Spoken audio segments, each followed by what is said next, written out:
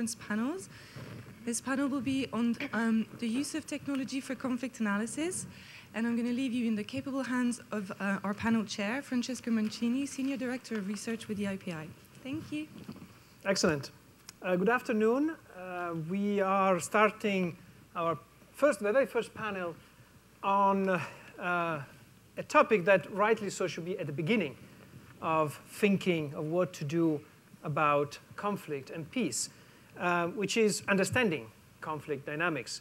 And particularly, we would like to address what new technology can do to improve our understanding of conflict dynamics. I think we're a very exciting panel, a group of people from different perspectives. This is just the beginning of a conversation. Tomorrow, we're going to have working groups, which will mirror our panels. So don't get disappointed if you're not going to get your questions. Tomorrow will be the time to engage with the panelists if you are particularly interested in this topic. So with not much further ado, I would now move to our first panelist, Chris Tuckwood, who is the Executive Director at the Sentinel Project. Chris. Let's see, does this work? Okay, great. So I'll try to stay on track. I'm not usually too good with time, so this will be a bit of practice for me, I guess. What I'm going to be discussing is pretty rooted in what we do at the Sentinel Project. So to try and give some concrete examples, rather than talk about the sort of the bigger picture of technology and conflict analysis and so on, since that's kind of beyond what can be easily covered in 8 minutes. So to start off, just to familiarize you with our organization and what we do, our mission is to actively assist communities around the world who are at risk of mass atrocities. Of course, we have genocide in the full version of our name, but we're broadening beyond that sort of narrowly defined legal definition of genocide to look at mass atrocities more generally. So there are two pretty key elements to this effort. One is cooperating directly with communities that are at risk of mass atrocities. And I think the value of that is sort of self-evident from both a moral and a practical perspective. And the other is the innovative use of technology that really underpins a lot of what we do. Now, we're not really utopians or evangelists when it comes to technology. We don't think that this sort of box filled with this unspecified thing called technology is the solution to all problems, but there are a lot of tools out there that do fit certain problems. So we are very opportunistic in a sense in terms of how we do that. Always trying to look at the problem and then choose something appropriate to fit it. And the reason that this is important for us is because today in 2014, we live in a very different world from where we did, let's say, in 1994, 20 years ago, when the Rwandan genocide started, the anniversary being this coming Monday. At that time, the most advanced piece of technology most people had access to in the world would be a landline phone or a television or a fax machine, maybe. Of course, mobile phones and computers, and the internet did exist, but in a very, very different form and with a lot less accessibility than they do today. Today, we, of course, live in a world where there are almost as many mobile phone users as there are adult human beings, and half that number roughly of internet users. So we do have this potential now to reach out and talk to pretty much anyone in the world instantaneously. And everything that we do with early warning, warning people in harm's way, assisting them in reacting appropriately to preventing or responding to atrocities is about information, gathering it, analyzing it, disseminating it. So a couple of the projects that we have going on are software-based. There's ThreatWiki, our sort of situation tracking software that our analysts use as a working tool for doing their situation tracking and early warning. There's HateBase, our automated online hate speech tracker. And then we're actually interested in getting into kind of the hardware world in terms of using things like unmanned aerial vehicles and looking at what their human security applications are. Because that's technology that's being used for things like conservation and anti-poaching work. So if you can use a drone for protecting endangered species, why not endangered humans is kind of our thinking. So we're exploring potential there as well. But what I'd like to spend sort of the remainder of my talk doing here is introducing our Una Hakika project. So this is our ground project in Kenya. It's kind of our flagship operation right now for the Sentinel Project, though Kenya is not the only country in the world that we monitor. And what we're doing here is essentially using mobile phones to counter misinformation, which has been linked to interethnic massacres. So to give you a bit of a background, Tana River County is a fairly large area in eastern Kenya. It's physically quite large, but fairly sparsely populated with only around 250,000 people.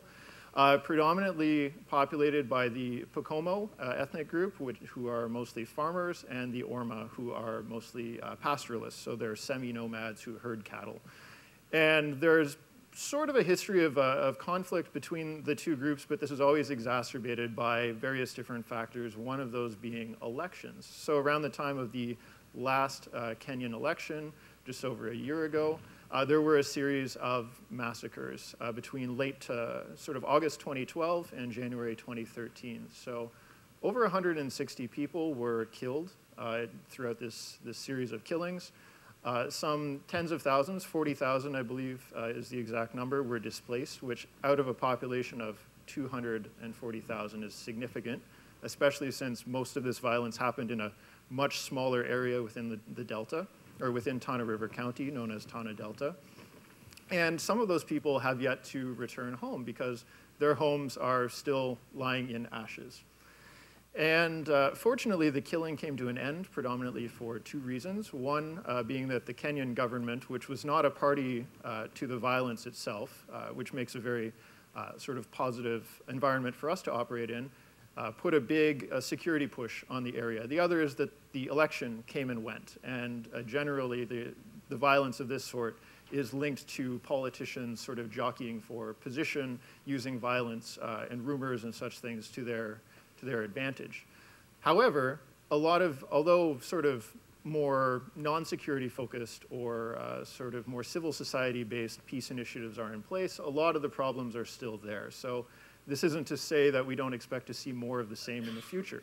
So roughly a year ago, we went into the area when we were election observers in Kenya, and the idea was to basically to understand how the violence happened, why it happened, and if there was a role for the Sentinel Project to play in ensuring that it didn't happen again, and that if it did, that it didn't happen on a larger scale. Because this is a place where we saw people standing up in public meetings and making favorable comparisons to the Rwandan genocide, and how perhaps their own ethnic groups would have to do as the heroic Hutus did, and as they phrased it, and stand up to the oppression of the opposing ethnic groups. So this was sort of a frightening, although on a very micro scale, a frightening situation. And we realized that rumors are very significant there.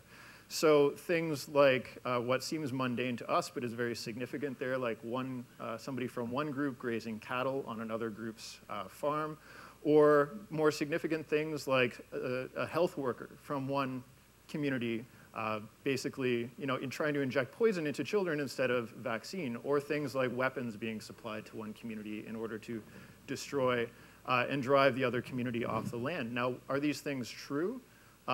In the majority of cases, especially some of the more extreme cases, I would guess no. But the important thing is that enough people often believe them. So what we're doing is we're setting up Una Hakika, which is Swahili for Are You Sure? And this is basically an information service run through mobile phones, although it will have a sort of human face through a network of community ambassadors, whereby people, sort of the simple version of it, not the complicated flowchart there on the screen, the simple version is that people, if they hear a rumor, they can submit this through one of a variety of channels. We'll do our best to verify it and then report back to the community as a sort of neutral, trusted source of information, so that the majority of people, or so that people will have accurate information to make their decisions about how they relate to other communities. So I'll just wrap up as I'm hitting the end of my time here, but there are a couple of quick numbers to share with you. And we basically are starting this off. We started this off by doing a survey. So we traveled to the area. It was actually our third time in the area, and we'll be back soon, as well as we have some permanent staff there. And we're doing barazas, which are community meetings, introducing ourselves to the different communities, getting feedback, and then doing individual surveys to learn how people use technology, what technologies they use, how they get information, think about it, and pass it on. And we got some interesting results. I won't read off all of the numbers to you, but we found that even in a very undeveloped area where the majority of people, or rather where the average income is maybe $2.50 a day, or the equivalent, the majority of people do use mobile phones, and a lot actually are internet users, although in a very basic sense. So there's a lot of opportunity for us to communicate with people through that means. And we also learned a bit about how people see the role of rumors as related to violence, and how they think about rumors and whether or not they actually take any proactive means to solve that. So we're hoping to see some of these numbers change as Una Hakika goes into operation, and people actually ask that question when they hear rumors, Una Hakika, are you sure? And so there's a lot of work left to be done ahead, and a lot of sort of challenges ahead of us as well. But that's where we stand right now, and hopefully we'll be successful and can expand beyond the Tana Delta in the future. Thanks, Chris. You know, you rightly so pointed out that we are reaching the 20th anniversary of the Rwanda genocide, the beginning of the Rwanda genocide next week. And clearly, in terms of knowledge and information, today we are able to know much more and to track down much more than what we were able 20 years ago. However, in terms of acting upon those information, it seems to me there's still a huge gap. Where do you see the most promising avenues of progress from that point of view? How a lot of these things that you just mentioned can help action at any level? Maybe there are certain levels where you think is more promising than others. Yeah, that's a good point. So like I said, a lot is different from 20 years ago. 20 years ago, you know, governments used the excuse that we didn't know or we didn't understand the extent of what was happening in Rwanda. That's not true for a lot of the governments that say that. It is true to a large degree for average members of the public because people at the time generally relied on, you know, radio, print, television to get their news about the world. And so we're kind of at the mercy of editors and producers. Today, we don't have that. Anybody can be a producer of content. Anybody can be a consumer of whatever content they choose. So that's, you know, that excuse of people not saying we don't know or we don't understand the scope of an atrocity isn't there anymore.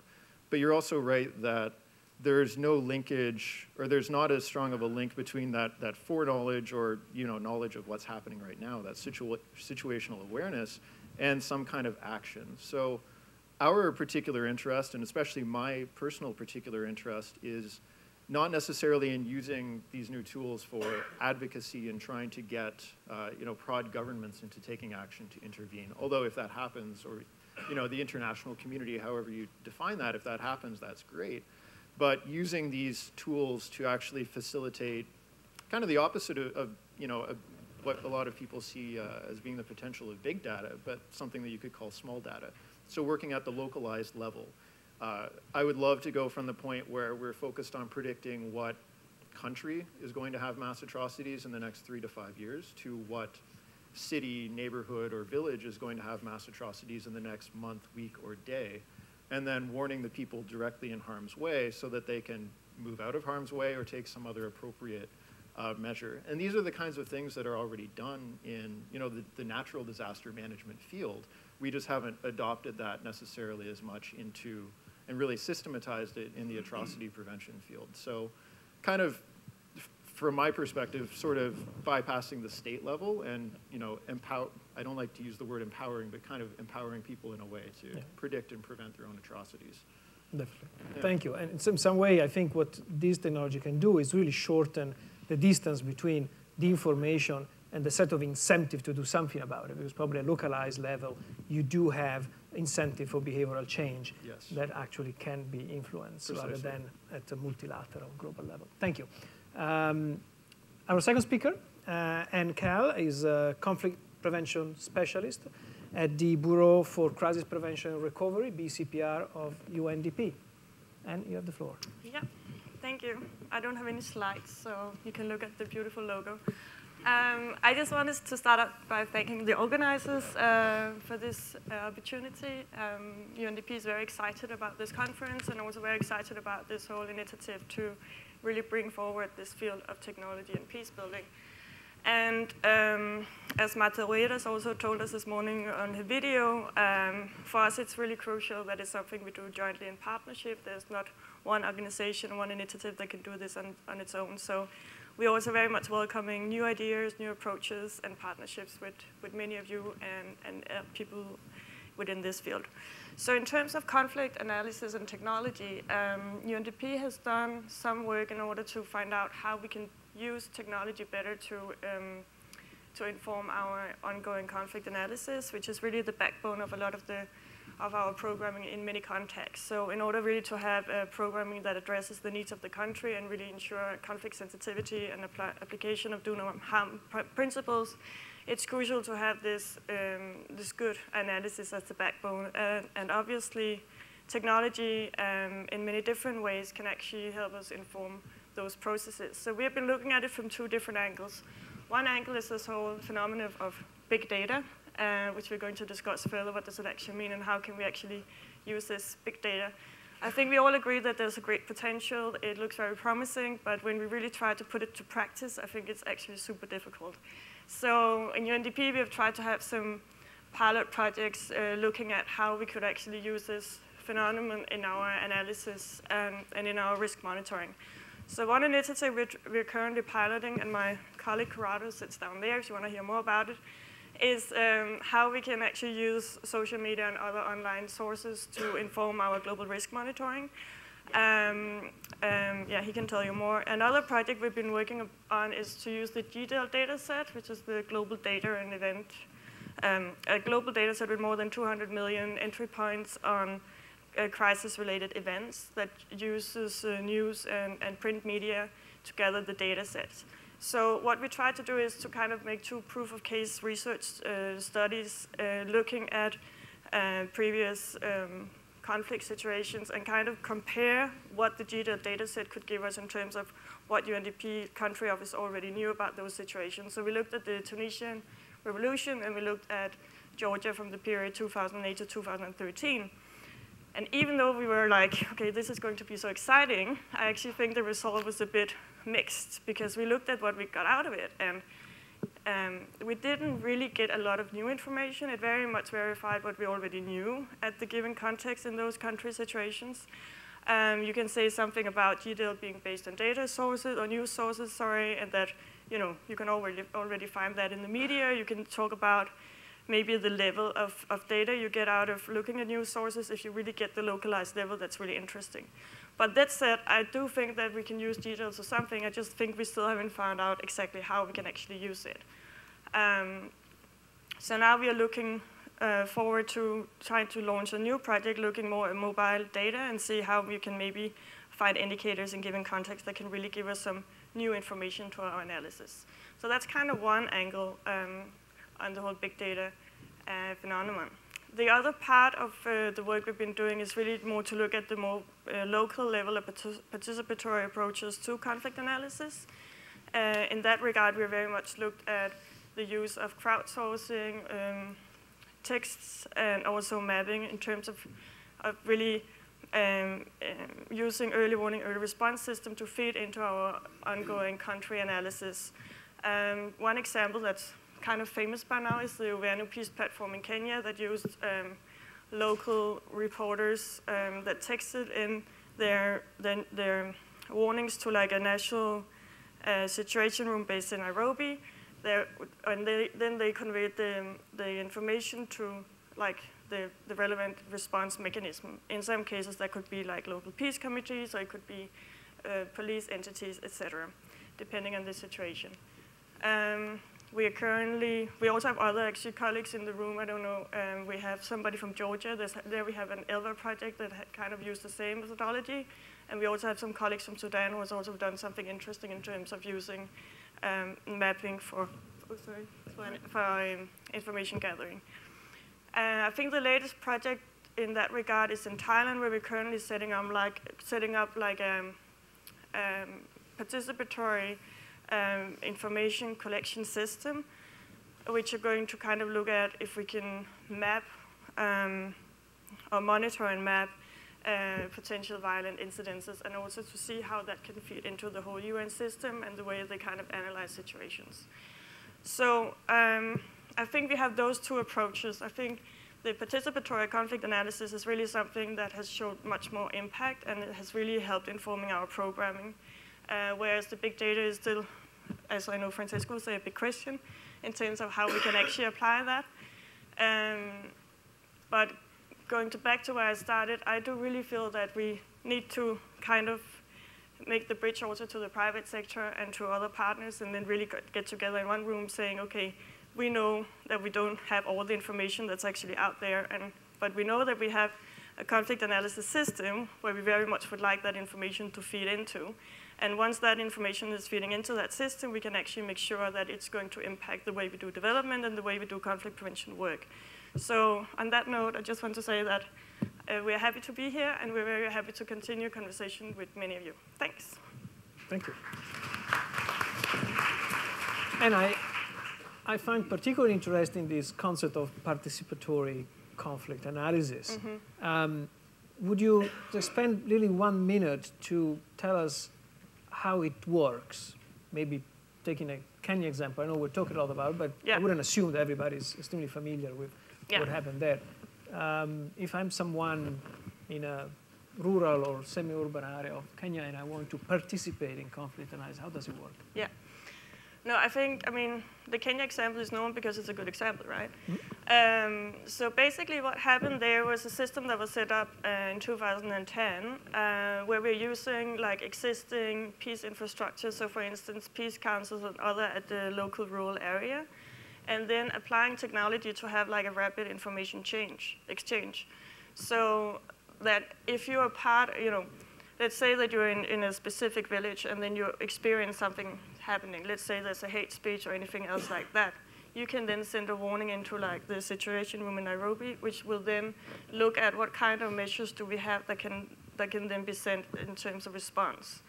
So it's more about how you can actually use technology to have this rapid exchange, so you kind of adjust the response systems. So I mean, of course we talk about early warning, early response, but we talk about having a more comprehensive understanding also of the local context. And I think to me that is really where the key is in terms of applying technology for analysis and for to have the relevant response mechanisms in place.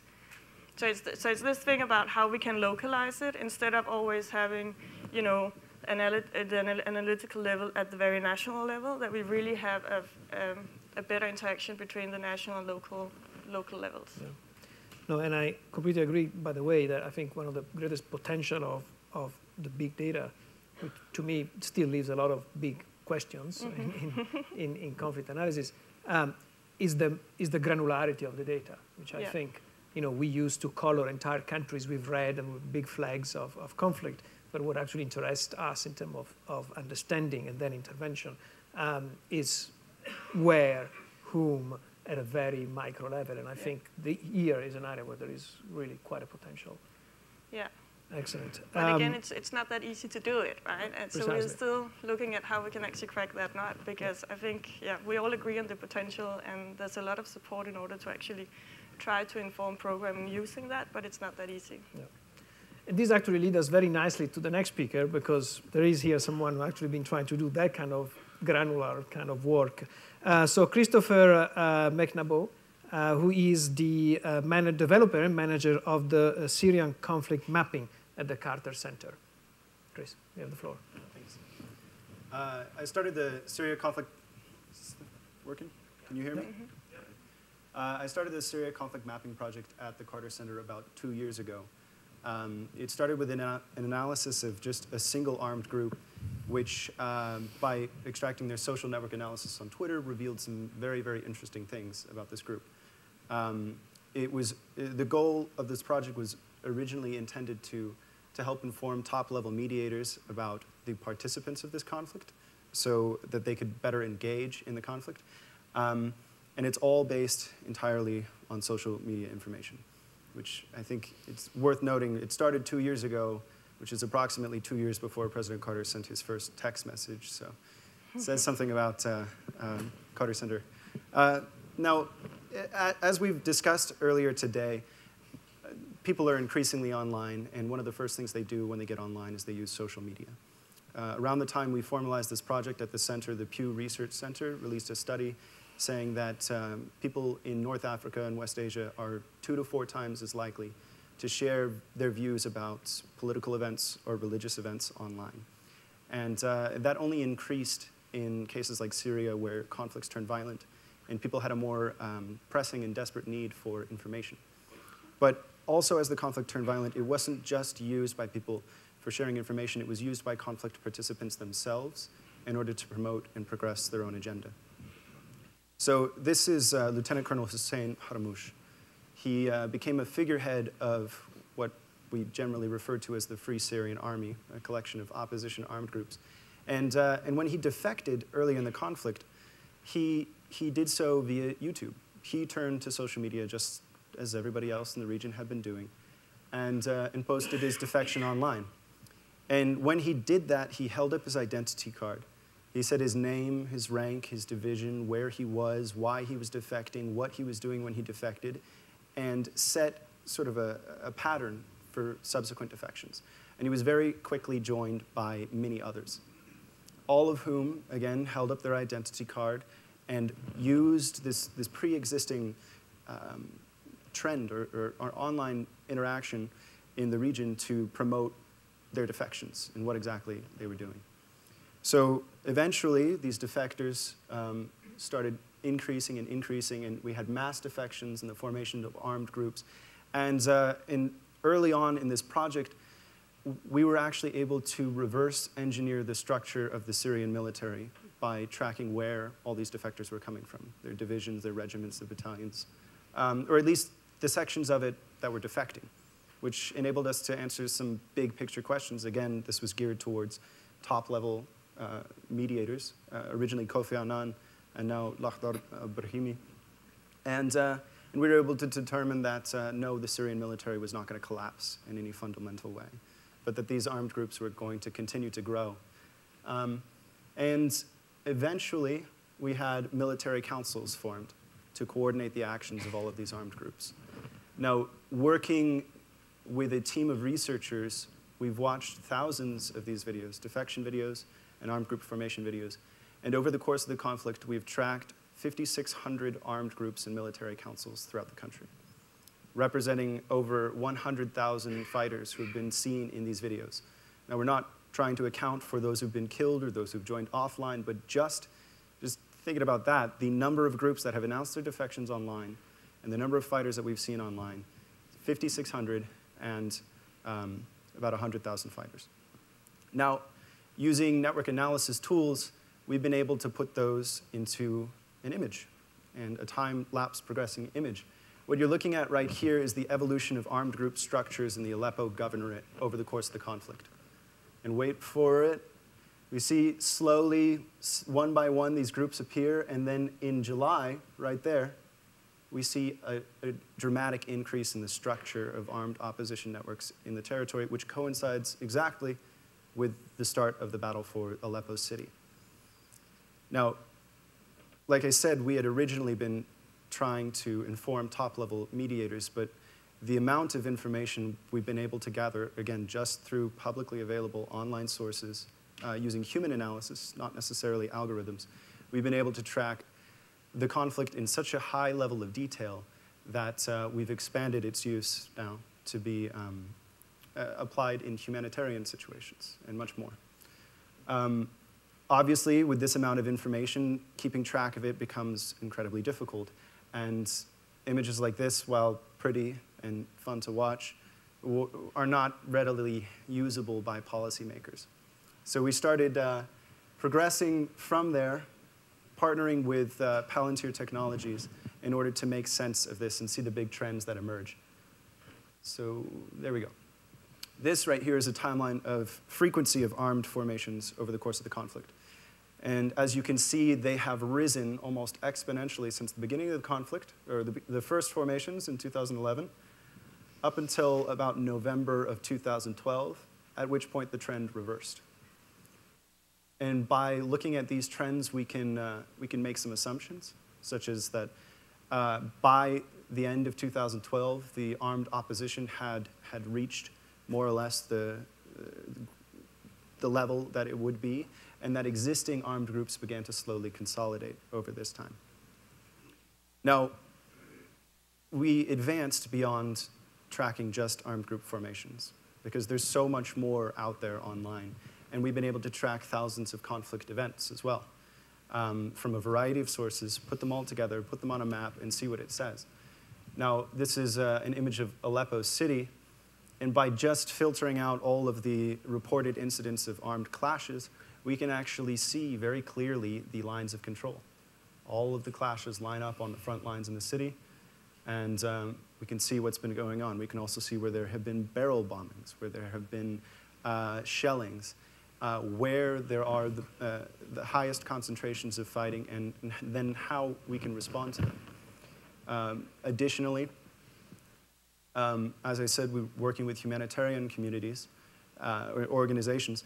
We can search along a route. So this is the Turkish-Syrian border right here in Aleppo city. If you wanted to, you can search along this road and a margin, kilometers on either side, and see what conflict events have happened along that path. If you're trying to get blankets and polio vaccines into an area, you can look at a timeline of events, who has been participating in it, how they relate to everybody else in the conflict, and more effectively, ideally, respond to it. The level of detail we've been able to achieve recently has enabled us to find out a lot more about the conflict context as well.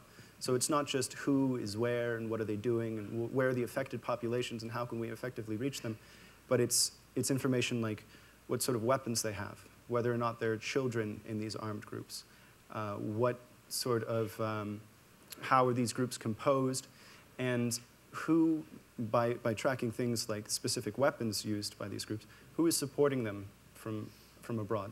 So then if you are a mediator, you can look into these areas and you can see perhaps what countries and partners in the region might be influential in this particular area, and how best we can move forward in addressing it.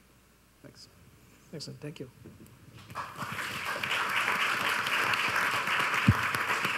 Well, I think in a few minutes you gave a sense of the complexity of the Syria conflict, and there's clearly no surprise in any of us of why it's so hard to come to grips with this conflict and find any kind of solution. One question I wanted to follow up with you relates to the quality of the information. We know that in all conflict, misinformation is part of the game, but in a network so complex as is now on the ground in Syria, how do you vet for the information? How do you have a quality control to be able to map these things in a more accurate way? That's a very good question. A lot of what we do, and a lot of the way in which we respond to this problem of how to verify information, is try to gather it as comprehensively as we can over time. And by doing so, we've been able to discredit, or disregard, rather, pieces of information that are obviously intended to misinform. So for example, in December in Damascus, we saw, or actually November and December, we saw a large opposition offensive towards the city, and then a large government counteroffensive following it. But during this counteroffensive, one of the larger armed groups in the region uploaded a video saying that they had captured a town, which would be very surprising given the fact that everything else says that there's a government offensive and that they're on the run. But they uploaded a video of themselves in the town. You can confirm with satellite imagery that they were indeed in the center of the town, operating openly, apparently in complete control. But because we tracked the conflict events over the course of the preceding months, we saw that this village, this town that they took control of was actually several kilometers away from the previous front line, and that they were more or less retreating through it. And that the town that they took was really nothing more than the main intersection in which they filmed this video. They were essentially running through and snapped a selfie on their way out. And by following the conflict in detail over time, we can really discredit a lot of these claims, and we can see how nice aligned the data make, and what data points or sources of information stand out as anomalies and misinformation. Thank you. I think which brings us to our attention the issue of also real-time information, which of course it's the granularity, but on the other hand is also the possibility of having close to real-time information. And I think it's something that it's some way revolutionizing the field of conflict analysis. Thanks. Our fourth and final speaker is Jerry McCann, Deputy Director General at Interpeace. You have the floor. Thank you. Good afternoon. First, I just want to say, wow, this is incredible. I didn't know really what I was going to find here, and I have to admit that Interpeace, for quite a few years, was ignoring the broader world of technology as it related to peace building. But this is incredibly exciting, and I'm going to go a little bit off script because I wrote a script without knowing what I was going to find here. But I hope the message is still on track. Imagine each of us representing not only institutions, but significant networks, each trying to see if we can impact the world in a positive, peaceful way. And to me, what would be very exciting is to see if the technology that's been shared over today and will continue to be shared through tomorrow could actually overcome the compartmentalization that we find ourselves in so often. I think what's interesting about conflict is that it actually benefits from fragmentation, but peace does not. And I think that one of the challenges we have is how can we figure out technologically how to connect all of us and all of these ideas into a more coherent, cohesive energy and effort around the world. It's not going to be easy because all of the ways in which we're engaged push us more towards a more fragmented approach. We try to demonstrate cohesion and coherence, but the pure nature of the way in which we engage in the world is one that's largely fragmented. So I would like to push that out to all of us. Interpeace looks at conflict analysis through a bit of suspicion that conflict analysis can be as harmful as it can be a basis by which strong and effective programming can be developed. And I think what I'd like to share a little bit with you before I talk briefly about the technologies we're starting to look at, or some that we've been using over the years, is the lens by which we looked at conflict analysis. Because I think it's through that peace-building lens that we need to look at how technology can enhance the strength of that analysis. It's been talked a lot about there's the danger of a consultative extraction versus a mobilization versus an engagement, which is kind of the realm of how we actually try to get stakeholders to participate in the analysis of the conflicts they live in. And I think one of the challenges we have with technology is how do we get away from it being extractive and convenient for us, especially as outsiders, in trying to better understand for ourselves, and one that goes beyond mobilization into real engagement.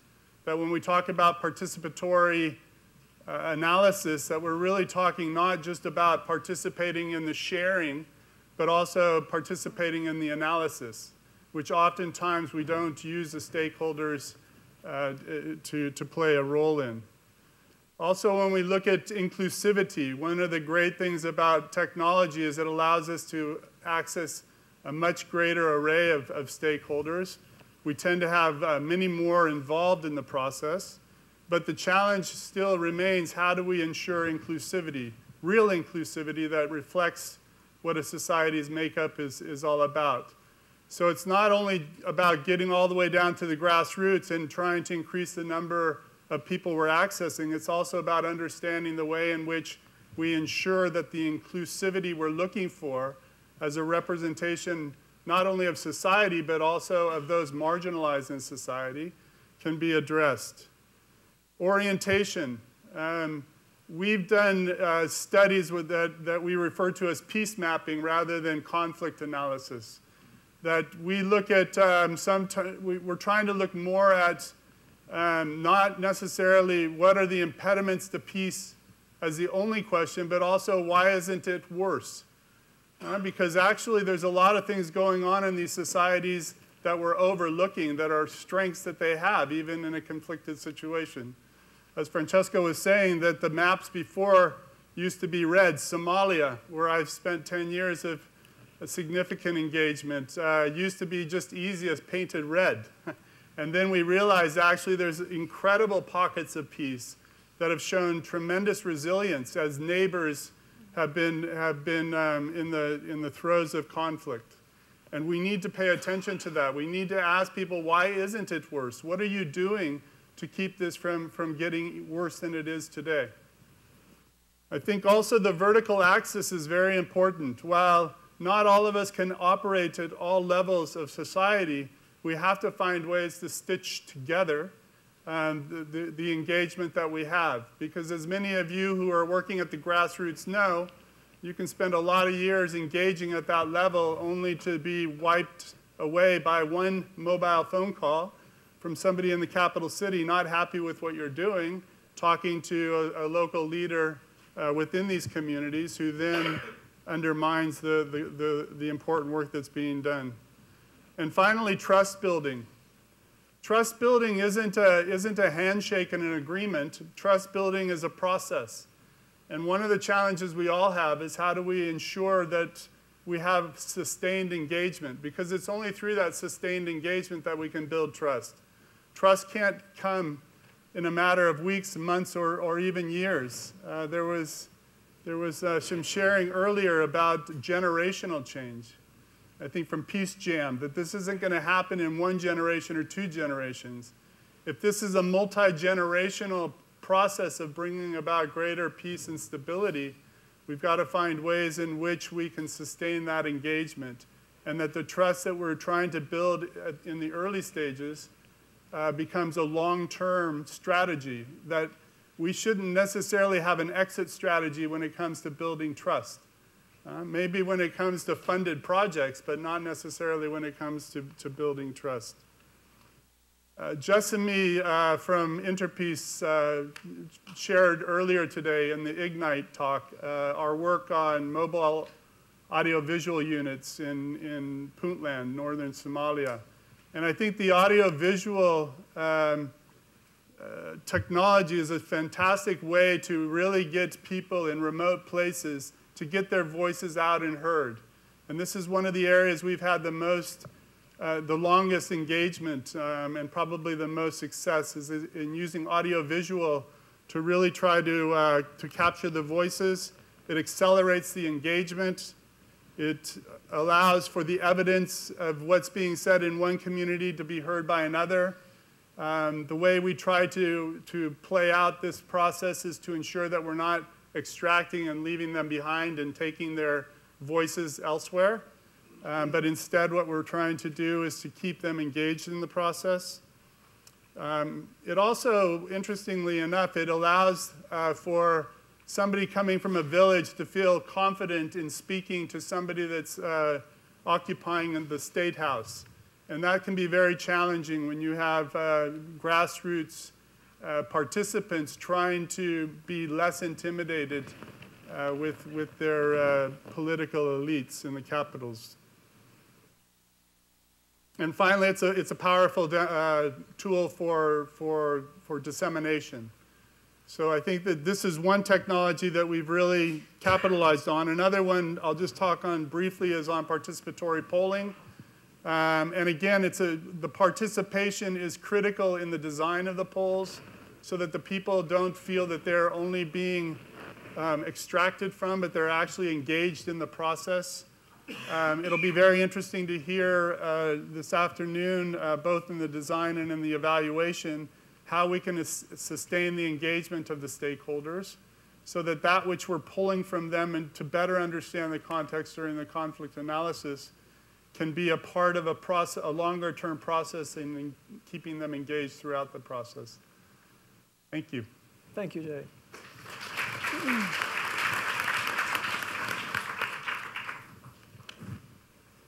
Do I have a right to follow up for 1 minute? OK, good. We're running a little late. But you introduced a very interesting element, which is this issue of trust, right? Because, of course, conflict analysis is important, but our goal is understanding to do something about it. In a study, actually, that I conducted with others, clearly emerged that knowing what you're going to do with this data, it's something quite essential for the people involved in conflict to be willing to share the data. And then in certain kind of violence, for example, criminal violence, anonymity seems to be quite essential. Because, as you've seen, actually, this morning, criminal organizations use these tools quite well, actually. And they can track down people. So you have a huge issue, which is also an ethical dilemma, on how you're going to use these data, because you can actually do harm. Are you looking into that when you think about this issue of trust in peace building? How would you address this dilemma?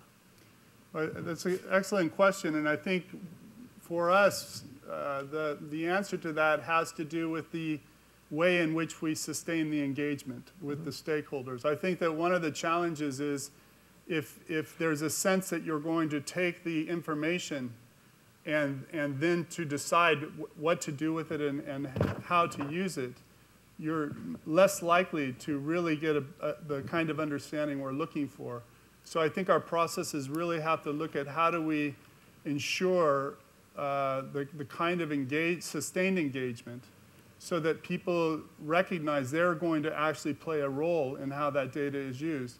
When we go out and actually try to better understand what are the challenges and what are the strengths, we then share that back to the stakeholders, not by analyzing what they've given us and try to determine for them how to move forward, but to share back the broad array, even the challenges coming from those who are seen as the perpetrators.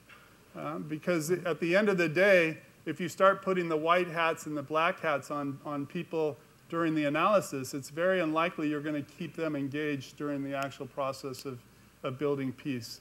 So I think for us, the answer to your question is really about what is the horizon for engagement. If it's just during the analysis, then it's very unlikely. They're much more switched on about this than we tend to be. And if they get a sense that we're just coming to extract, it's much more likely they're not going to share with us realities. They're really going to shape it in a way they think will shape our analysis. Right. Yeah, absolutely. And yet another argument for sustained engagement, while particularly international community, whatever you want to define it, tend to more hit and run and not really stay on problems that tend to be very hard to solve. Excellent. Now, don't get upset if your questions are not addressed during the session. We knew it. And as I said, this is just a warm-up for the working groups tomorrow. There is a white paper. There are some questions at the end of it. We can address some of those questions. And we'll actually chair that working session tomorrow.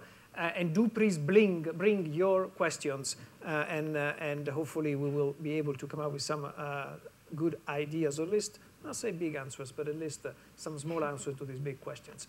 Thank you to the panelists. A round of applause.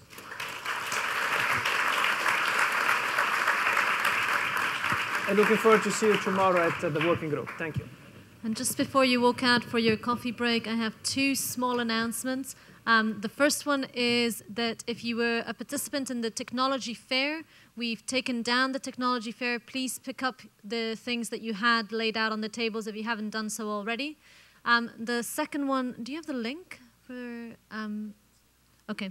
So Michela will post a link on the whiteboard out there. It's a link to the great work of Willow. Willow, do you want to wave? Willow's over there, and she's been doing some live drawing of a lot of the talks that have been happening. So if you want to see a summary in drawing of what has been said, look at the link that's on the board, and you can take a look at her fantastic work. Thank you, and enjoy your coffee break.